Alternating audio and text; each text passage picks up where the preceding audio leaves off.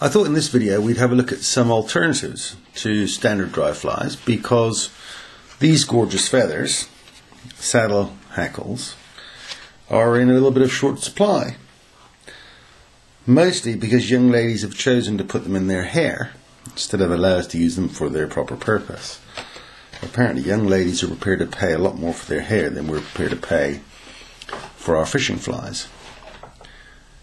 But there are alternatives, some which will directly replace saddle hackles and some which at least will allow you to use your hackles more sparingly and give you some alternative flies. And we're going to look at some variations of spun dun, and this, which doesn't use any cock hackle at all. Spun duns are really a variation of comparaduns, but I prefer them because they give slimmer fly bodies. They're also a lot easier to tie, actually. So to start, we're going to lay down a bed of thread, as one would normally do. And here's a little trick. I like to leave the tag end on the top of the hook, because we're also going to get rid of the hackles that we would normally use for tails, and we're going to use something else. So what I'm going to use for the tails on this fly, we're going to put in split tails of nylon fibers. But these fibers, they're like microfibers. But they come, as you can see, from a nylon paintbrush. And the fibers in this brush are in fact tapered, just like natural fibers. And they make a very readily available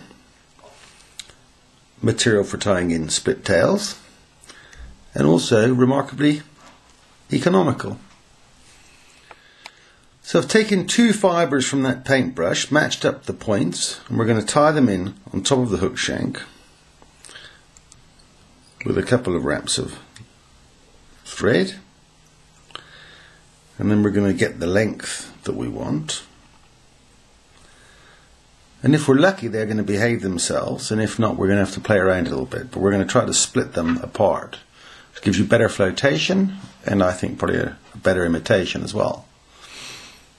And to do that, we use the tag end of that thread we left behind and bring it up between the fibers. There we go. And just pull it. Takes a little bit of manipulation, and that helps keep the fibers apart. We've got our split tails in place. Now, very frequently I just use thread for the body of these flies. It's very effective. Gives you a nice slim finish, but I'm going to use a goose biot here, which I've moistened already, to try to stop it splitting. Oops, and I didn't catch that in properly. It's important with tying in something like a biot that you create a nice smooth underbody with the thread, and that's why I've left the tag ends of these paintbrush bristles until this point to give me a nice smooth underbody. Now we're going to wind the goose biot. You can do it with hackle pliers, but I actually find it easier to use the same method that I use for other short fibers and just pinch it with my non-tying hand, because these things are a bit short. Turkey biots are better because they're longer. There we go. Sort that tail out again.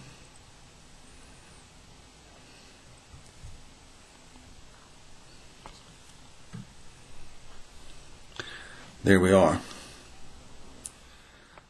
At the moment we're safe to this point because the fashion industry hasn't found a use for paintbrushes, and so far they haven't found a particularly good use for goose biots either, so they are available. And now we're going to tie in a little bit of dubbing just to form a nice neat thorax. Again, it's not entirely necessary, but it's a nice touch. So I'm just going to trim off the excess of that biot, make sure I don't cut the thread. And I'll tie a little bit of superfine dubbing onto the thorax. It won't have escaped you that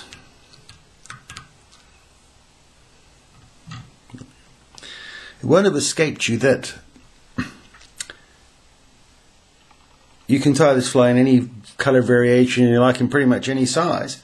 So this really is an alternative to hackles that will cover a lot of your match the hatch needs if required.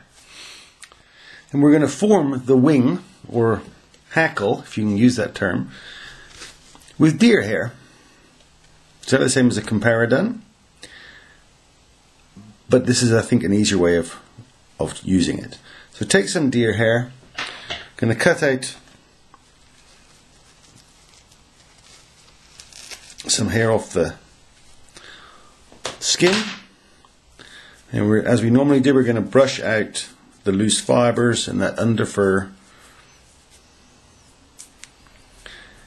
Take care, you need more hair than you imagine, because we're only going to tie in the very tips when we get down to it, and that might be even a little bit too little.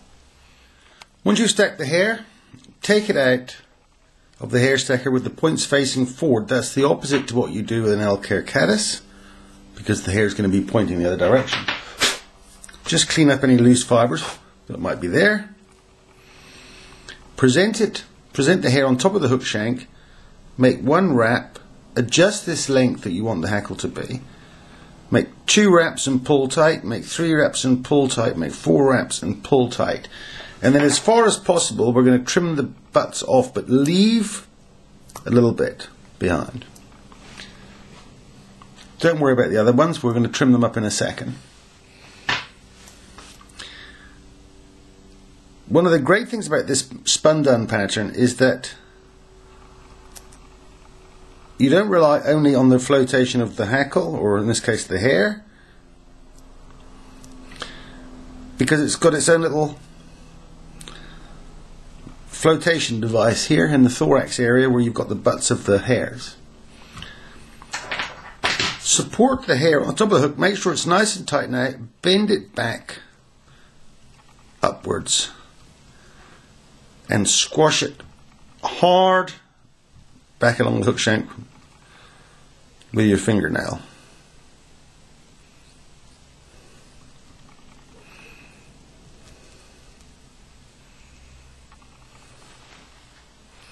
Now this one is dressed quite robustly, because right now where I'm fishing the water's quite high still, but you can adjust the amount of hair that you use depending on if you're fishing fast water or slow water.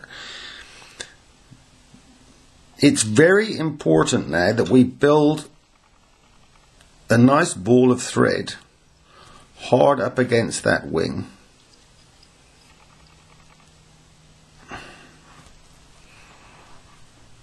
And you can tweak it around a bit. I'm using 140 denier thread, although this is only a size 14 hook, because you need that thread tension to be able to torque down the hair properly, which means if we do a normal whip finish, it tends to be a bit bulky. So to avoid the whip finish and the bulk, we're going to use a super glue whip finish. That thread just separated itself on the hook eye, which I didn't like. Let's tidy that up a second. Right, let's try again. We're going to use a super glue whip finish. Just moisten a few millimeters of thread with super glue. Pull the wing back, make a couple of tight wraps.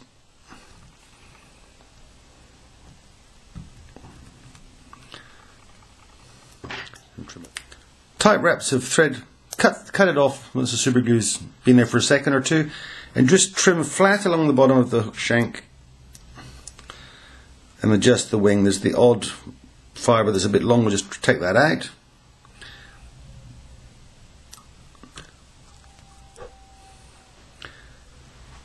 And there you have perfectly acceptable, in fact I think terrific, variation of a dry fly that's not using any hackle at all. And there it is, the goose bite spun done. We're no longer held hostage by the ladies and their hairdressers. Artificial tails that came from a paintbrush, goose bites, but you can use thread, dubbing, whatever for the body. I did add a little bit of dubbing to the thorax just to neaten it up. And you can adjust the density of the wing in exactly the same way you would with hackles. More of it for fast water, which I'm currently fishing at the beginning of my season, or less if you're fishing slack water. You can get bleached deer hair, different coloured deer hair. You can pretty much match any hatch you want to, like this.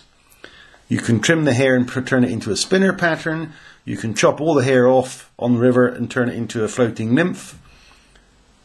It's one of the world's most versatile flies. And it is a solution for those of you who are running out of genetic hackle. And even if you haven't run out of genetic hackle, it will give you an opportunity to save your hackled flies for when you really need them.